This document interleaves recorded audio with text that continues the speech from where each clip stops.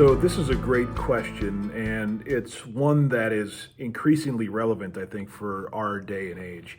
There is nothing in the Bible, though, that explicitly prohibits Christian parents from sending their children to public schools. So then this becomes, I think, a wisdom issue. And we could rephrase the question, I think, like this. We could say, is it wise for Christians to send their children to public schools? It's not a moral issue per se, it's a wisdom issue. And in order to answer that question, I think there are a lot of things that we need to think deeply about. And as we do so, we also need to acknowledge that some Christians are going to come to different conclusions based on their own particular context and their children and several other factors. There is no one size fits all answer to this question. For example, my wife and I have three children. One is in high school, one is in middle school, and the third is too young to enter school yet. But the older two, we started out homeschooling those kids. But by the time my oldest was about to go into middle school, for a variety of reasons that I won't go into here, my wife and I decided that it would probably be best for him to enter into a classroom setting. So that's what we did. We enrolled him in a private school when he was in 7th grade. And that's where he's been since that time, and he's entering his sophomore year of high school now. Our daughter, on the other hand, it was pretty apparent to us that homeschool was the right choice for her. And she's in 8th grade. She continues to be homeschooled, and I think she probably will all the way through high school. And our youngest, when he's old enough to start school, he will probably be homeschooled as well. So again, there is no one size fits all answer to this question. Every family is going to be different because kids are different, contexts and situations are different. So families should think for themselves about the wisdom of how their children should be educated. And as they think about that, as you as a Christian family think about that, there are several things you should consider. And I'm going to cover a couple of those here. The first would be worldview. It's just a plain fact of reality that a child's formal education is going to have a huge influence on his or her worldview. In other words, the way they see and understand the world. And however you decide to educate your child will have huge worldview implications for that child. And I think it behooves Christian parents to acknowledge that as it regards the public school system, that system has absolutely no interest or intent on building a Christian worldview into your child. In fact, I think it would be pretty easy to argue that the public school system actually wants to build a worldview in your children that is decidedly anti-Christ or anti-Christian. There's a lot of very concerning curriculum being taught in public schools, along with, I think, just the general influence of the culture at large. And those influences are demonstrably unbiblical and anti-Christ or anti-Christian. So Christian parents should not take that lightly. Public schools are not what they used to be, even from when I was a kid, which I don't think is that long ago, although it's longer and longer with every day that goes by. But this is not to say that all children from Christian families are going to, if they go to a public school, they're going to automatically become heathens or something like that. But just that parents should be aware of this reality. Worldview is huge, and building worldview through education is huge in a child's life. And the public school system, again, has no interest in building a Christian worldview in your child. And in fact, they're probably trying to build an anti-Christian worldview through the curriculum and through other things.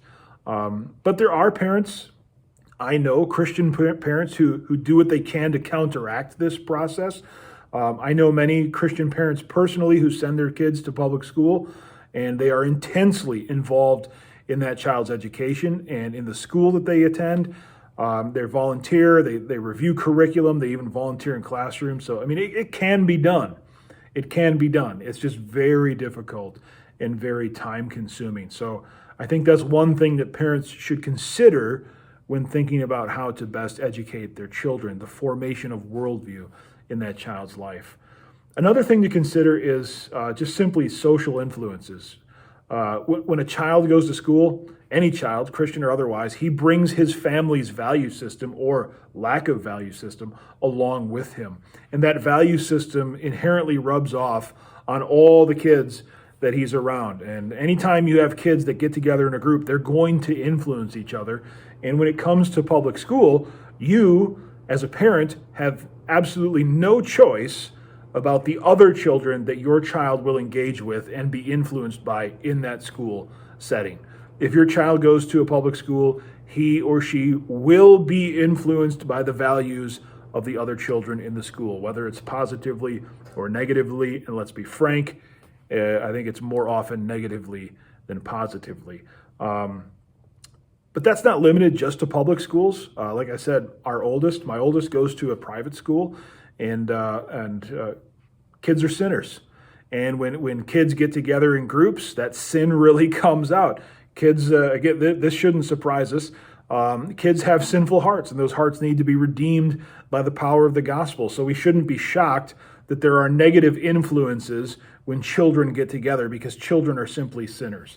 But parents should be aware of the potential influences that their child could come into contact with at school, and they should consider how those influences are going to form and shape their child as they go off to a place for 8 hours a day, 5 days a week. That's not insignificant. Parents should be, or they would be wise to consider that as they make those decisions. And then a third consideration, as far as this question is concerned, is, I guess, a little more practical in nature. It's just the quality of education. And so the question here is, will my child receive a better education from public school or from homeschool or from private school or whatever the case may be? Of course, when it comes to a public school, there are some things working against receiving a good education, such as class sizes and individual attention from a teacher or curriculum selection. There's a lot more local control over those decisions in, say, a private school, or of course, obviously, in a homeschool, as parents are choosing the curriculum.